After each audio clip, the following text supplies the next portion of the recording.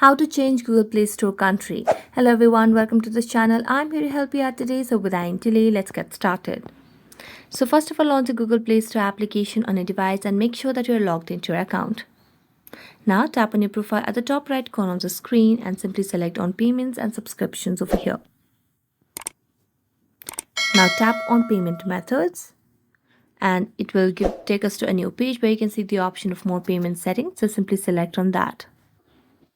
Now this will open up in the default browser on your device. So in my case, it's Google Chrome.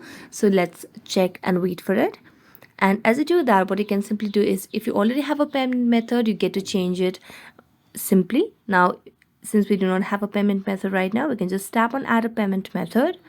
And all you got to do is simply tap on the billing address over here.